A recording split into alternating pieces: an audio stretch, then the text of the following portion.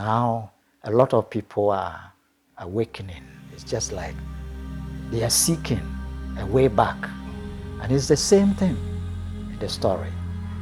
In the period in the past that we used to, or in our lives that we call golden age, more enjoyment than suffering. Then we come to the silver age, it reduces. The enjoyment is reducing for the prodigal son, and then the suffering is picking up. Then we come to copper age, and it has come to balance, enjoyment and suffering. Then we come to iron age, suffering takes over. All the things were written by men, because external belongs to them, but internal belongs to women. There is actually an internal experience, and the first child of your spirit is your higher mind, and the second child, the youngest one, is the lower mind.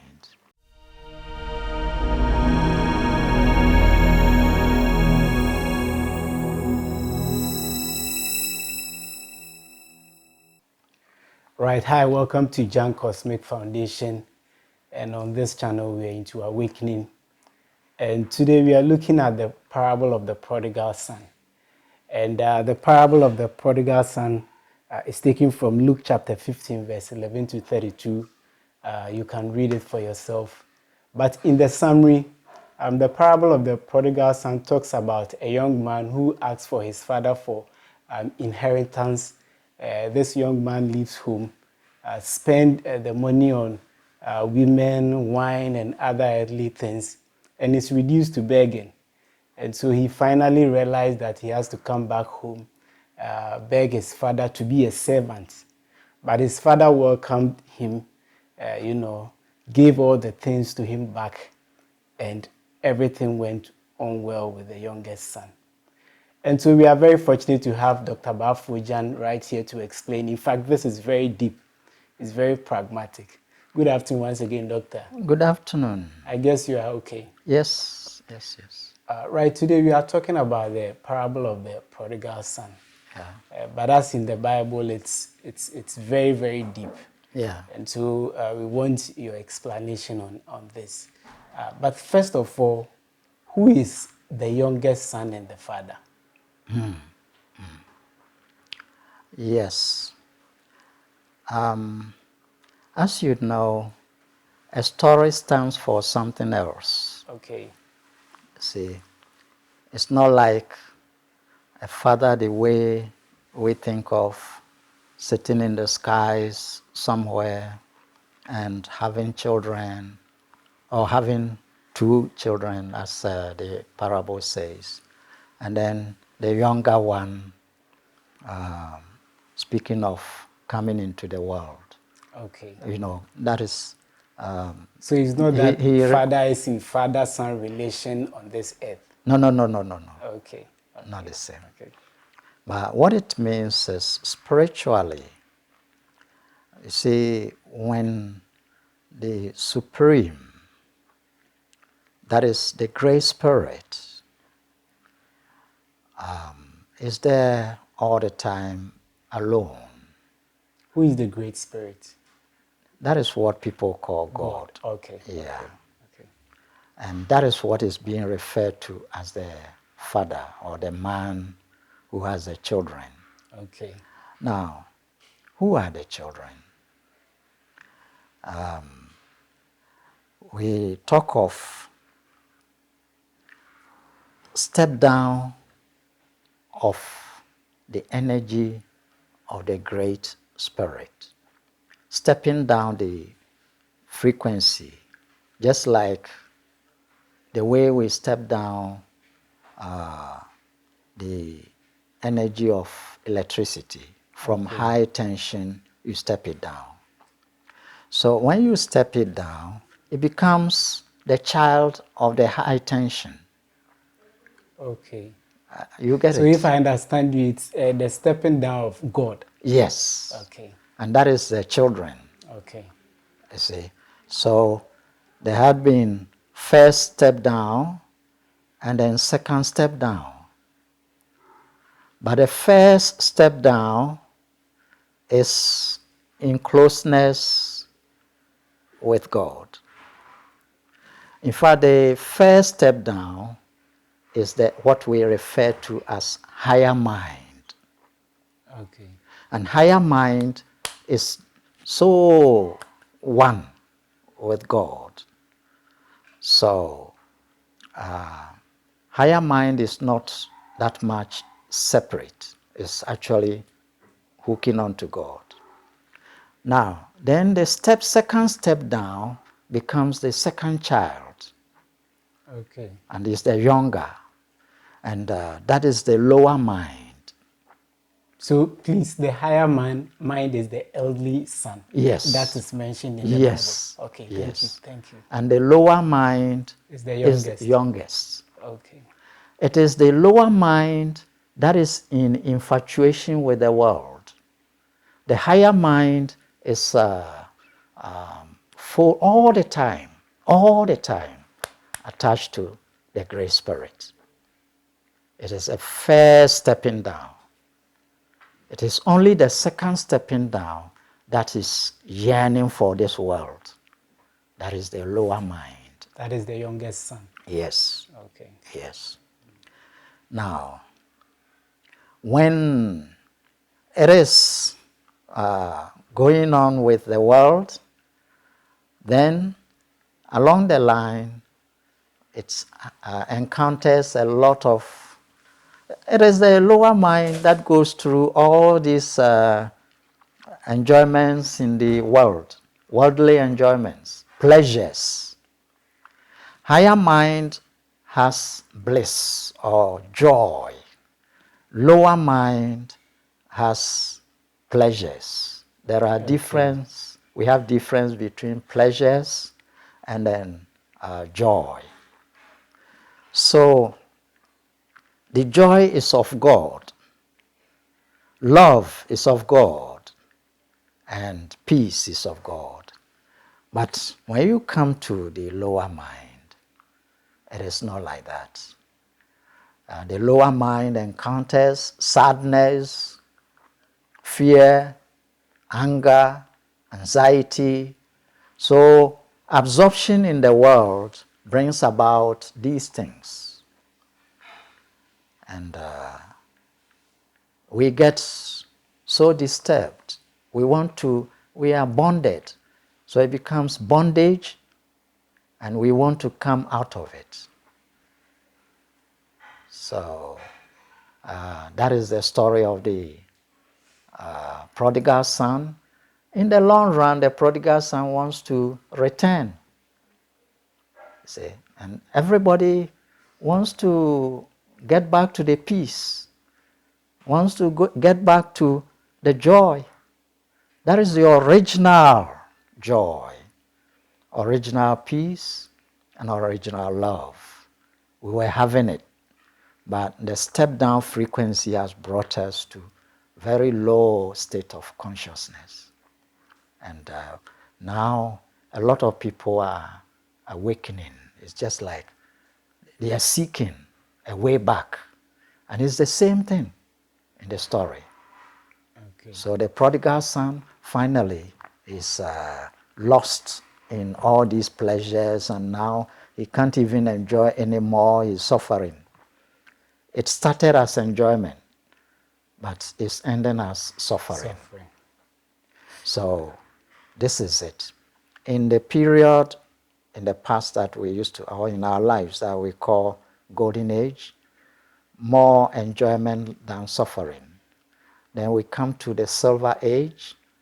It reduces. The enjoyment is reducing for the prodigal son, and then the suffering is picking up. Then we come to copper age, and it has come to balance, enjoyment and suffering. Then we come to iron age. Suffering takes over, and enjoyment is very little. So that is the time the souls, the prodigal son, the objective mind is battling, and it wants to go back. Yes. That means it wants to raise in frequency, step up frequency, Again. so that it enters into higher mind, and then higher mind is one with the Great Spirit, that is with the Father. So in this way,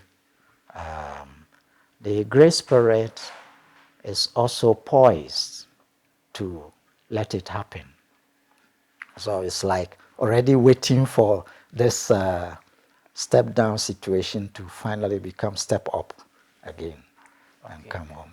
We will come there. Yeah. But as it stands now, what you are saying is the Great Spirit lowers its frequency to the higher mind, which is the eldest son, Yeah.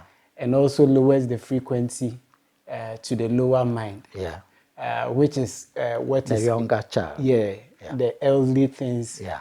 which represents the suffering we are going through and stuff like that.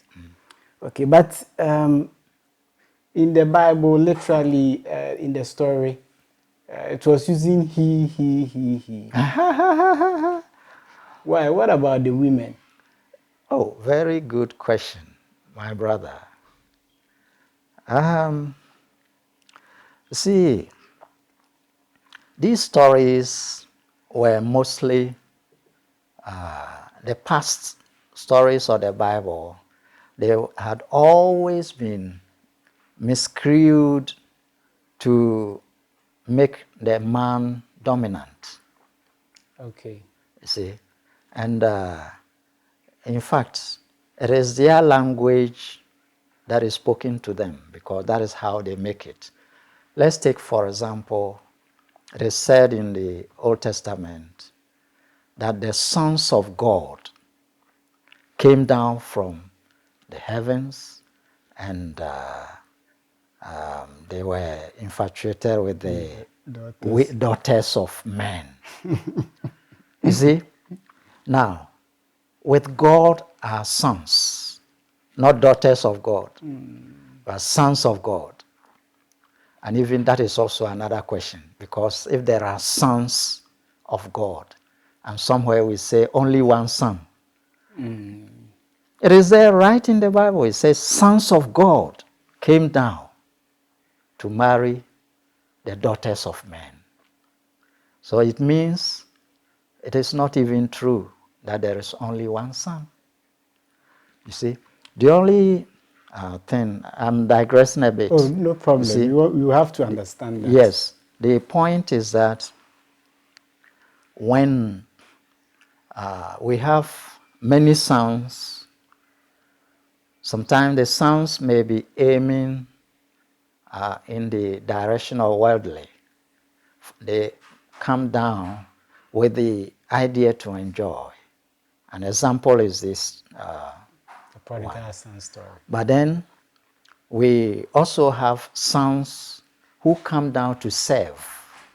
Okay. And they are very dear sons, because the Great Spirit sends down energies, high frequency energies, which are souls. And we come to meddle in this situation to raise the frequency.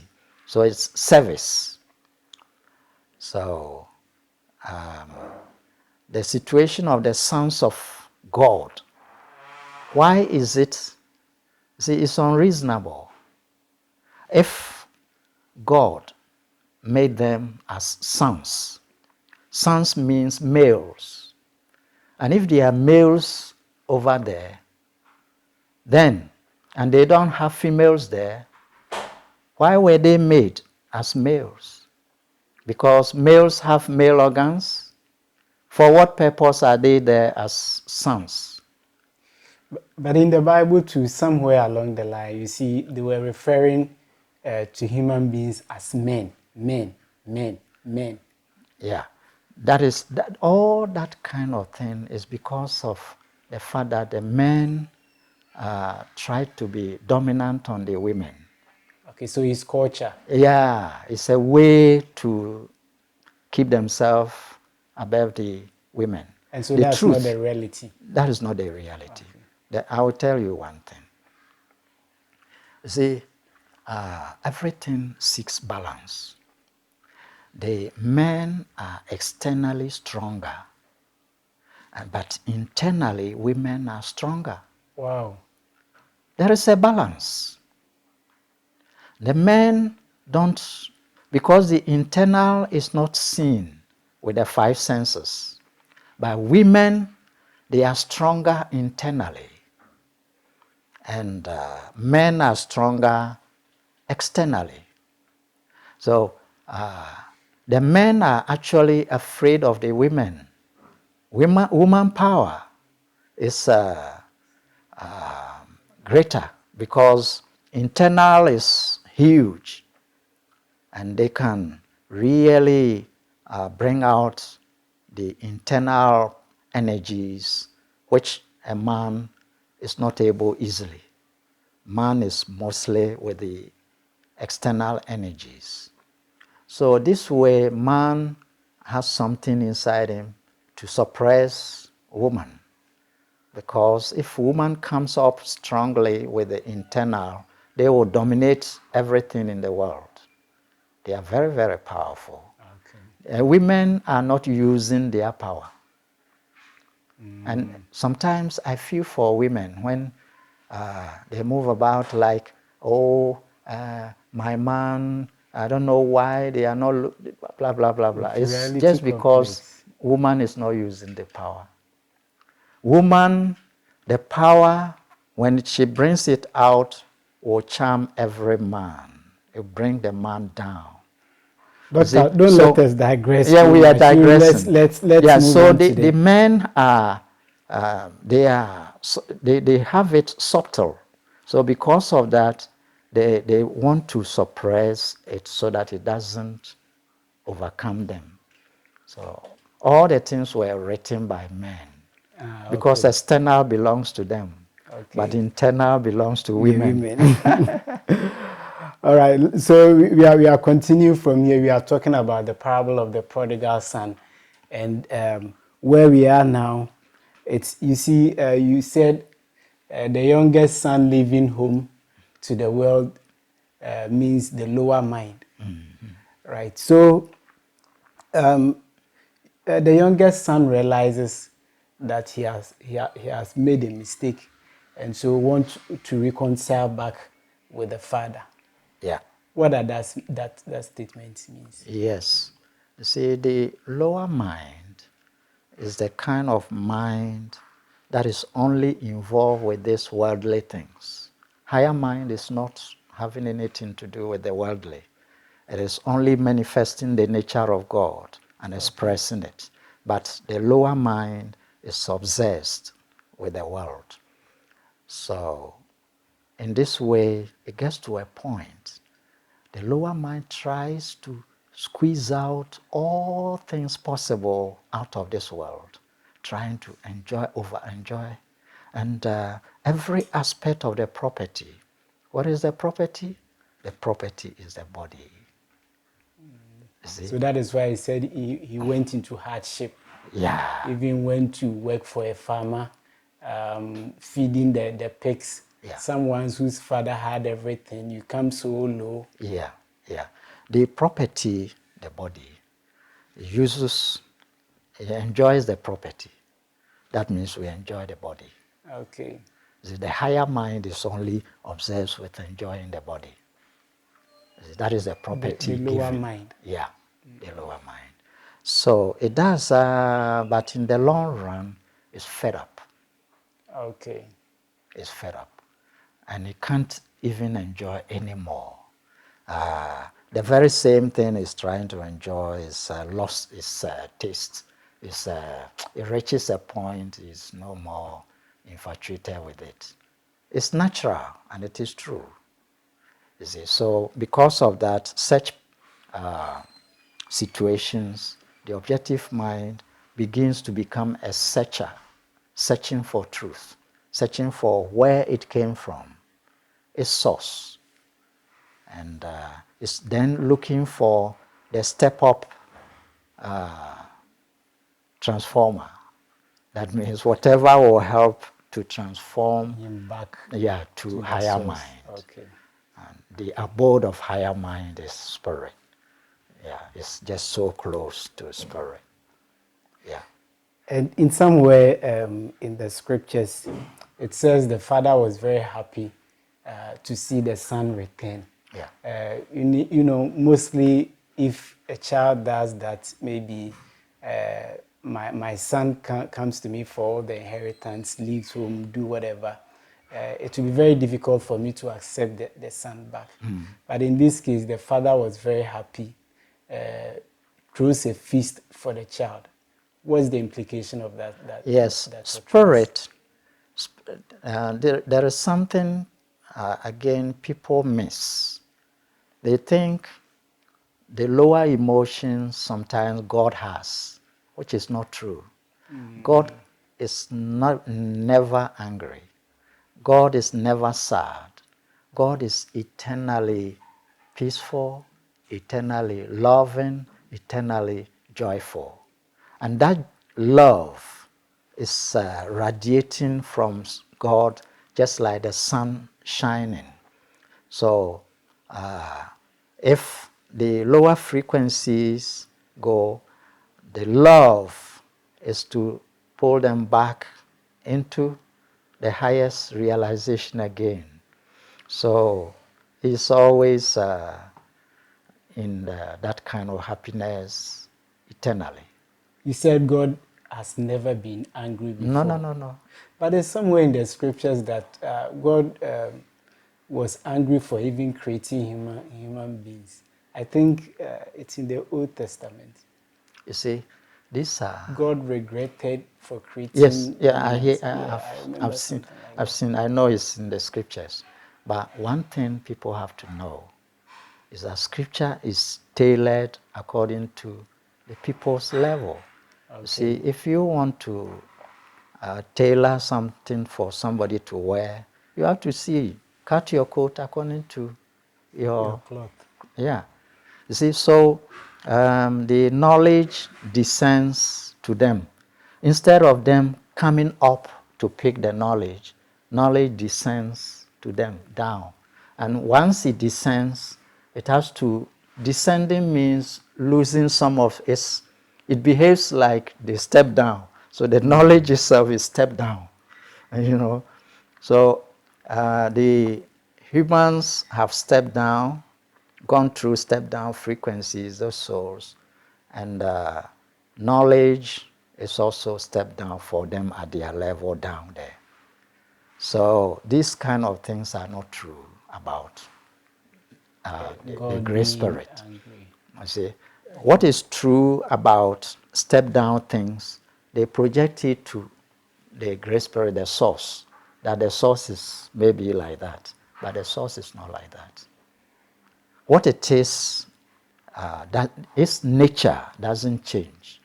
It is love. It never can do anything other than love. It is peace. It can't enter any state other than being peaceful. That is the great spirit. So genuinely, if you want to awaken, God will help us to awaken. Sure, God will help you. And finally, you see, the eldest son was not happy with the return of the youngest one. Yeah. And so even when the father was throwing the feast, he refused to enter inside. Yeah. What's the meaning of that? But he was later convinced to do it.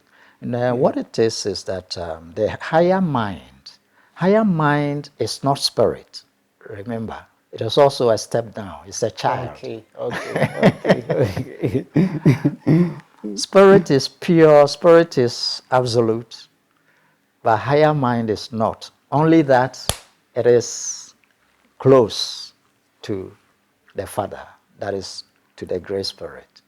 So when it is always turned in the direction and service of the great spirit, now he sees the lower mind coming up and is being embraced by high spirit, the great spirit, for that also to come and merge with the great spirit, or who come to the great spirit. And the higher mind tends to look at the lower mind. But that moment, it tends to look at the lower mind. It has lost vision of the great spirit. Okay. Okay. Okay. Are you getting it? Yeah. Yeah. And that is where, and this is practical, it's even happening with people, you see. It happened when Peter was seeing Christ walking on the sea, and looking at Christ, he was lifted up also. Turning the vision from Christ, then he was sinking. Okay. See? So the higher mind, just for a short moment, tend to look at the lower mind coming to be accepted here. So that turning jolted the higher mind a bit. But then the Great Spirit called the attention of the higher mind. Hey.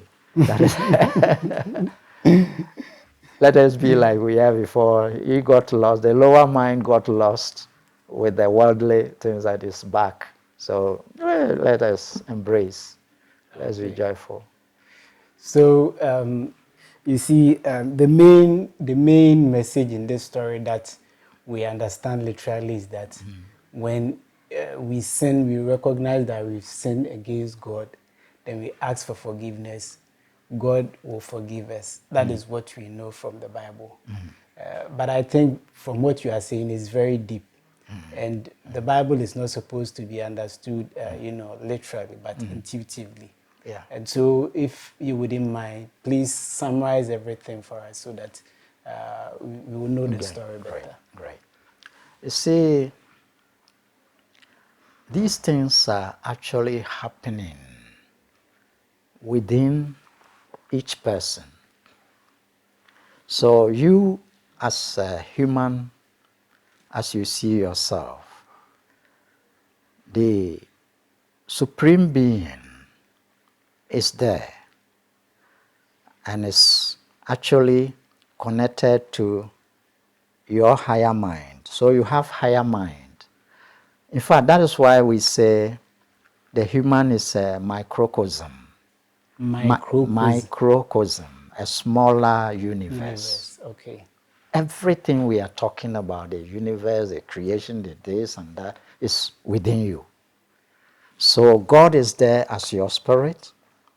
Then you have higher mind. In fact, the right side of your brain is connected to the higher mind, vibrates. So a step up of your right side of the brain will connect you to the higher mind. And the lower mind is on the left side of the brain. So it is worldly connected, calculating this, thinking of this enjoyment, that enjoyment. So it is on the left side of the brain. And these things are all happening inside us. Your body. You see, we see it as a story, as if some father sitting in the sky somewhere doing this and that. No. It's not worldly. It's not like that. It is actually an internal experience, and the first child of your spirit is your higher mind, and the second child, the youngest one, is the lower mind. When we are babies, in the womb first, then the spirit and the higher mind. When we are born, then gradually the mechanism is changing the higher mind aspect into lower mind. So the lower mind begins to function a little later because it's younger. You see, it's younger, so it came into the existence later. So when we are born in the first periods, the older people take care of the baby because they know the baby is not worldly yet. You see, it's not worldly yet. It doesn't even show objective mind.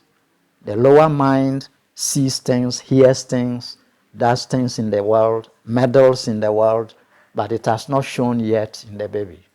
Okay. After a while, then the eyes of the baby begin to see. Then when you do this, the baby will follow, the eyes will follow. So it shows that now the objective mind is awakening. It's being born.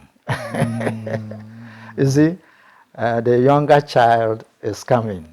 That is that mind. And then it goes on, and then this mind traps us into the worldly enjoyment. The possession it comes with is the body. So the enjoyment, all the enjoyment is inside the body. Yeah. It's not outside. Because if you enjoy food, in actual fact, the enjoyment is on your tongue. It's inside the body. It is the body that is experiencing it. Everything you enjoy is just the body. But the extensions, everything is here, but the extensions are the illusory arrangements to let you, it's a projection. They are just projections to let you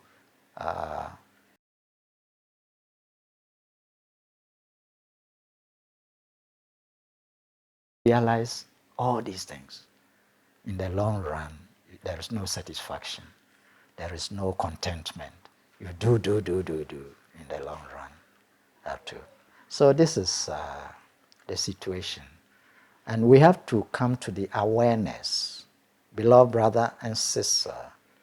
Once you become aware, then you are actually able to step up the frequency of your lower mind. And once you are able to do it, then the mechanism, the right side hemisphere of your brain begins to vibrate more and connect.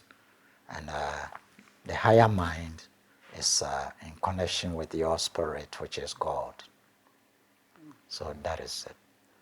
Okay, so we were in the light, then we never appreciated the light until we came to the darkness. Exactly. And now we Exactly. are looking back on the light. Exactly. All right, thank you very much, Doctor. Yeah, you're welcome. Thank you also for watching this video. I believe you can just interpret it for yourself. Go and read the Bible over and over again and listen to this video, and I believe you understand it more and more. Thank you once again for watching. Please subscribe to this channel, comment, like, and share this video with your family and friends. See you in another video.